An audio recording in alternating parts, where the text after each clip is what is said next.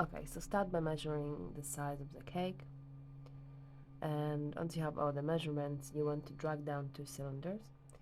The first cylinder, the inner cylinder, the orange one, has to be 6 to 10 millimeters bigger in diameter than the cake.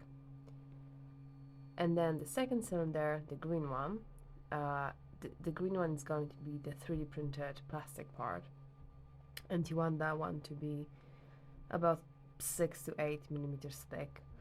So that's 12 to 16 millimeters bigger in diameter than the orange one.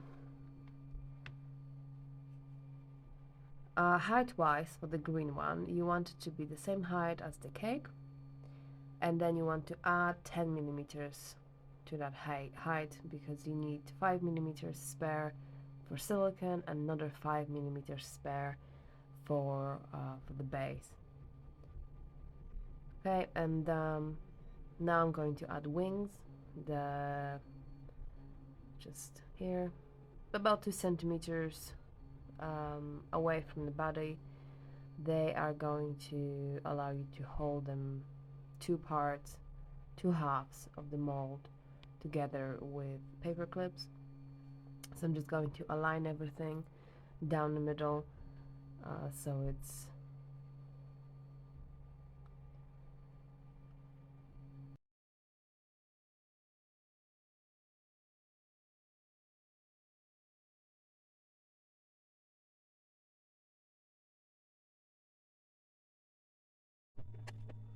Okay, so I'm just going to fast forward through this. I'm going to create a slight lip at the very top of the plastic mold, plastic form. Uh, this is very simple to make. You just have to make it slightly bigger than the orange cylinder.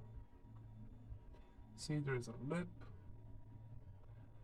Now I'm just going to turn it 180 degrees and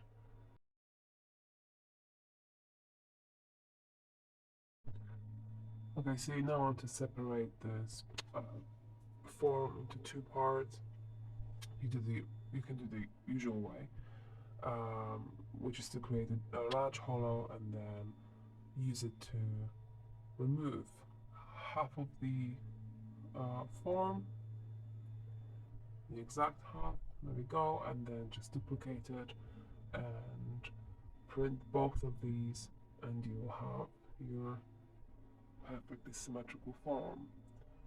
Now, however, I like to use a different method.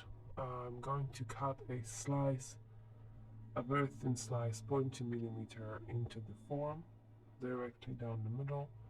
And you see here is a slight gap between, though this is still considered one object.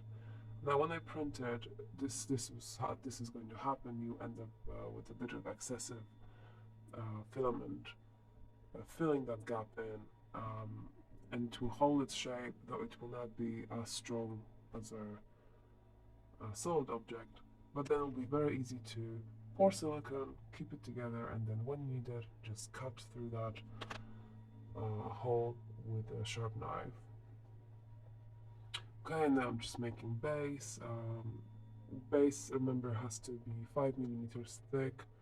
That 5 millimeters has to go inside the form, and there's a hole in the middle here for excess silicone, and grab it. See, the excess silicone will overflow through that hole, and that's it.